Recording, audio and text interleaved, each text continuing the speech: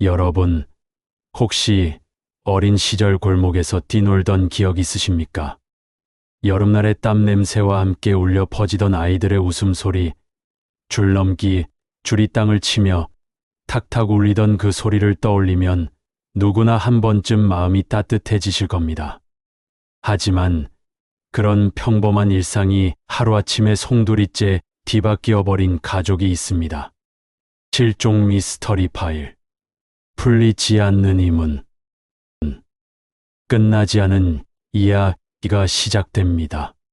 좋아요, 구독, 알림 설정 부탁드려요. 1991년 8월 경기도 안산의 한 주택가. 한 소녀가 친구들과 함께 줄넘기를 하며 놀다가 흔적도 없이 사라졌습니다. 목격자들의 증언에 따르면 마을 주변을 배회하던 40대 중반의 남성이 봉고차를 타고 나타났고 잠시 후 소녀는 그 차와 함께 자취를 감추었다고 합니다. 당시 이 사건은 지역 사회를 충격에 빠뜨렸고 지금까지도 풀리지 않은 미스터리로 남아 있습니다. 자, 그럼 지금부터 1991년 8월 경기도 안산에서 일어난 이 기묘하고도 가슴 아픈 실종 사건의 시간표를 차근차근 되짚어 보겠습니다. 우선 확정된 사실과 추정된 정황을 구분하여 정리해 드리겠습니다. 당시 경찰과 언론, 그리고 주변인들의 진술을 종합한 기록을 토대로 시간 순서대로 따라가 보시죠. 1991년 8월 2일 오후 9시경 소녀의 가족은 평범한 저녁 시간을 보냈습니다. 아버지는 늦은 퇴근 후 집에 돌아왔고 어머니는 저녁상을 치운 뒤 아이들의 숙제를 챙겼습니다. 사라진 소녀 가명 정유리 양은 다음날 친구들과 놀이터에서 줄넘기를 하기로 약속했다며 들뜬 표정으로 일찍 잠자리에 들었습니다. 1991년 8월 3일 오전 8시경 정유리 양은 아침밥을 간단히 먹고 친구들과 약속 장소로 나갔습니다. 당시 집은 안산시의 한 주택가에 있었고 집에서 약 200m 떨어진 공터 겸 놀이터가 아이들의 주요 놀이터였습니다. 이때까지만 해도 아무런 특이 상황은 발견되지 않았습니다. 1991년 8월 3일 오전 11시 20분경 놀이터에 모인 아이들은 줄넘기를 하거나 공놀이를 하며 즐겁게 시간을 보냈습니다. 정유리 양 역시 밝은 모습으로 줄넘기를 하고 있었고 함께 있던 친구들은 그녀의 웃음소리가 아직도 귓가에 남아있다고 증언했습니다. 1991년 8월 3일 오전 11시 30분경 이 시각 동네 주민 일부는 낯선 봉고차 한 대가 공터 인근에 서 있는 것을 보았다고 합니다. 차량에서 내린 40대 중반으로 추정되는 남성이 주변을 두리번거리며 아이들에게 말을 건넸다는 증언도 나왔습니다. 하지만 당시 아이들은 대수롭지 않게 여겼습니다. 낯선 어른이 말을 거는 일은 흔치 않았지만 이협적으로 보이지 않았기 때문입니다. 1991년 8월 3일 오전 11시 40분경 정유리 양은 갑자기 놀이터에서 보이지 않게 됩니다. 함께 있던 친구들은 그녀가 어디론가 간 줄 알았고 금방 돌아올 거라 생각했습니다. 하지만 불과 몇 분 사이 그 아이는 끝내 돌아오지 않았습니다. 어떤 친구는 아저씨 차에 타는 걸 봤다고 진술했고 또 다른 아이는 그냥 없어졌다고 말했습니다. 진술은 엇갈렸으나 공통적으로 봉고차를 본 적이 있다는 점은 일치했습니다. 1991년 8월 3일 낮 12시경 정유리 양의 어머니는 딸이 점심 무렵 돌아오지 않자 불안해지기 시작했습니다. 원래 놀이터에서 노는 시간은 길어도 한두 시간이었고 늦어도 정오 전에 집으로 돌아오곤 했기 때문입니다. 결국 어머니는 친구 집과 놀이터를 직접 찾으러 나갔습니다. 그러나 딸의 모습은 어디에도 없었습니다. 1991년 8월 3일 오후 1시 30분경 가족은 결국 경찰에 실종 신고를 했습니다. 당시는 휴대전화도 없고 CCTV도 드물던 시절이었습니다. 경찰은 처음에는 단순 가출 가능성도 배제하지 않았습니다. 하지만 어린 나이와 목격자의 진술을 토대로 납치 가능성을 염두에 두기 시작했습니다.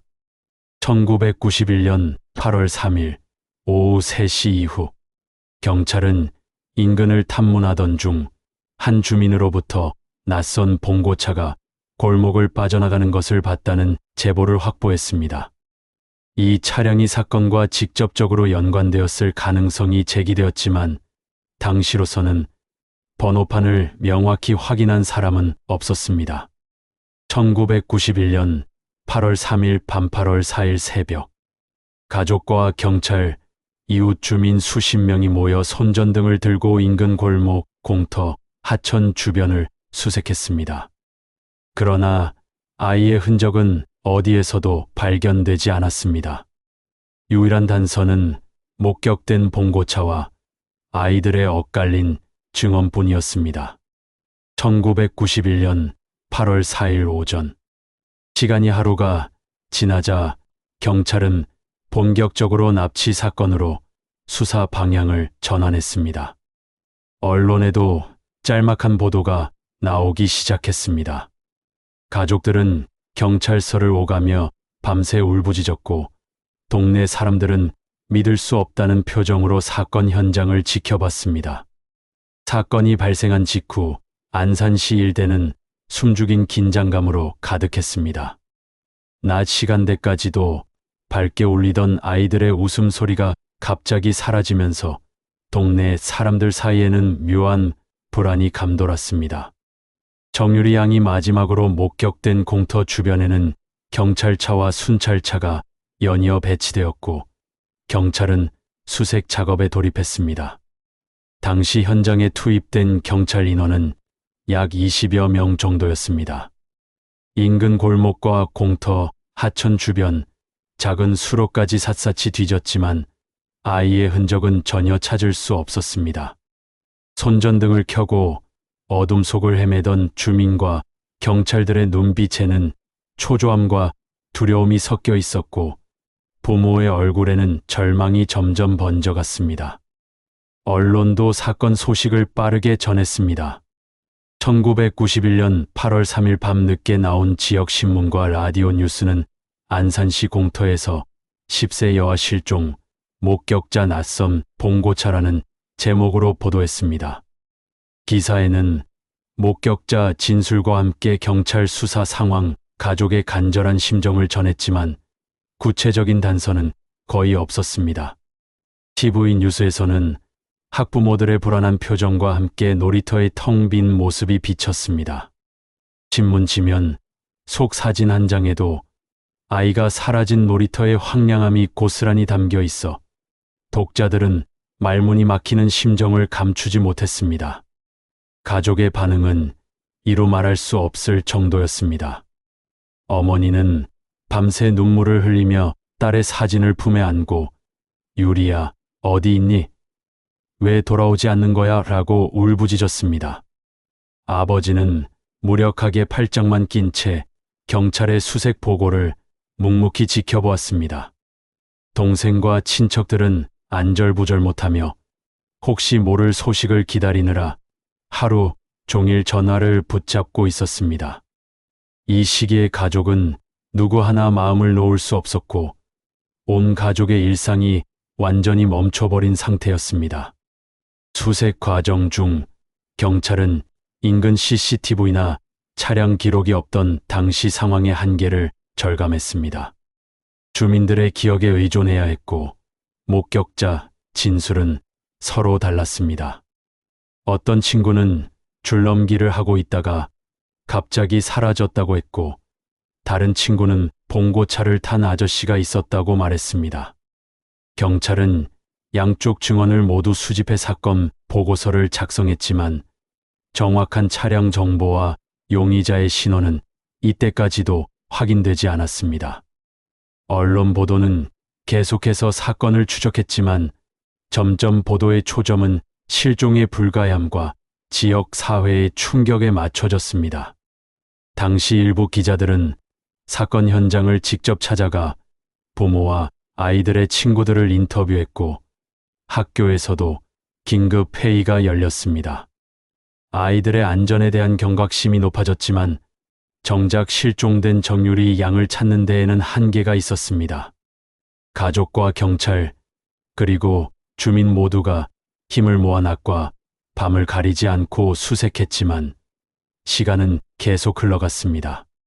사건 발생 후 24시간, 48시간, 72시간이 지날수록 희망은 점점 희미해졌고 가족들은 절망 속에서 서로를 붙잡았습니다. 어머니는 매일 같은 길을 걸으며 아이가 돌아오길 기도했고 아버지는 경찰과 함께 수색 구역을 넓히며 포기하지 않겠다는 의지를 불태웠습니다. 그러나 사건은 점점 미궁 속으로 빠져들었습니다. 결국 수색의 초점은 아이를 직접 목격했다는 주민 제보와 봉고차 용의자로 좁혀졌습니다. 하지만 당시 차량 번호나 정확한 외형, 운전자 얼굴을 확인한 사람은 아무도 없었습니다. 수사 초기부터 난관이 많았던 것입니다. 이때부터 경찰은 소위 실종 후 2448시간이라는 중요한 골든타임에 맞춰 사건을 집중적으로 관리하기 시작했지만 결과는 가족과 동네의 사람들의 기대와는 달리 냉혹했습니다. 이처럼 사건 발생 직후 수색과 언론 보도, 가족의 반응은 모두 긴박하게 얽혀 있었습니다. 사람들의 기억 속에 남은 놀이터의 텅 빈 모습과 공허한 울음소리, 그리고 봉고차를 목격했다는 희미한 흔적만이 남았을 뿐 사건의 진실은 여전히 안산의 공터에 묻혀 있습니다. 사건이 발생한 지 수개월이 지나면서 경찰은 단서를 조금씩 수집하기 시작했습니다. 초기 수사에서는 단순 실종 또는 가출 가능성도 염두에 두었지만 목격자의 증언과 주변 정황을 면밀히 분석한 결과 봉고차를 이용한 유괴 가능성이 가장 유력하게 떠올랐습니다. 하지만 그 봉고차 운전자의 정체는 끝내 확인되지 않았고 당시 증언만으로는 수사를 확대하기 어려웠습니다. 이후 몇 차례 수색에서 눈에 띄는 단서가 발견되기도 했습니다.